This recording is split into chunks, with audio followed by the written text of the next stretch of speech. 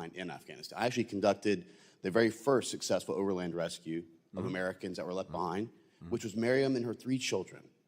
These are Amarillo, Texas, American-born natives who was at the front gate waving their passport, trying to get inside while we were on the phone, myself and Senator Mark Wayne Mullen, trying to get your State Department task force to let them inside. You're telling me you didn't leave them behind?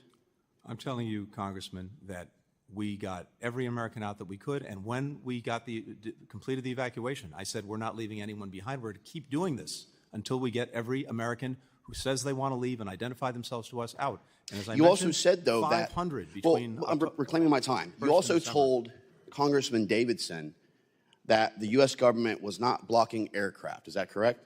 I have no knowledge of the U.S. government. Yet my aircraft, who had 5 approved PPRs, which are prior permission required landings, to HKIA to rescue 28 Americans, was denied 5 times, saying that it was at the behest of the Department of Defense and the Department of State to prevent us from coming in to rescue Americans. That was what was told to us over the radio from the ATC towers.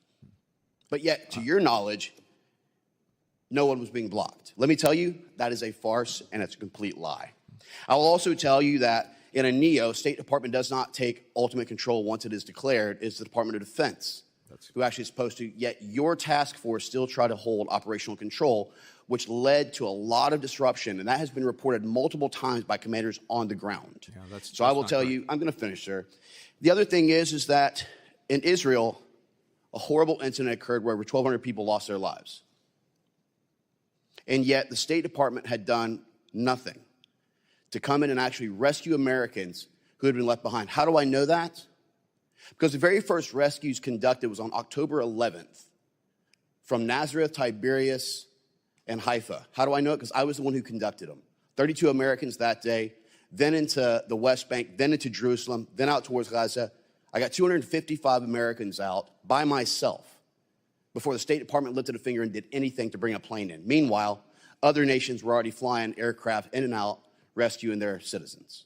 Again, another failure of 22 USC 4802. Not correct. I will also, it is correct, and the reason I know it's because I was there. Were you there, sir? I had an Were you entire there, embassy there. You were not. Let's go ahead and start with that. There, and I've been there 12 times. How many Americans did you rescue, sir? Yeah. We've gotten how many many Americans did you out. personally rescue, sir? None, correct? So don't try and talk to me about ground truth. You couldn't even control what was happening in Afghanistan. Let's start there.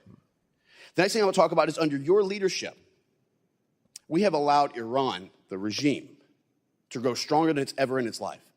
I'll give you some facts here. The Energy Information Agency said that Iran petroleum exports in Iran sold $144 billion in the first 3 years of your administration. Now, why is that number important? Well, because that is $100 billion more than what was permitted in the full 2 years of the Trump administration. You talked about we had to go forward with the Doha Agreement, but that was part of the, even though it was a conditions-based agreement, you couldn't prevent from pulling out of that. But you had no problem pulling out of Remain in Mexico. That's led to an increase in sex trafficking, fentanyl deaths, and illegal migrants. More angel families than ever. You had no problem, but again, you can't pull out of it, and trying to delist the Houthi rebels from a terrorist organization that now has resulted in 12% of global trade through the Red Sea being disrupted. Do you agree that delisting the Houthis as a terrorist organization was a good play?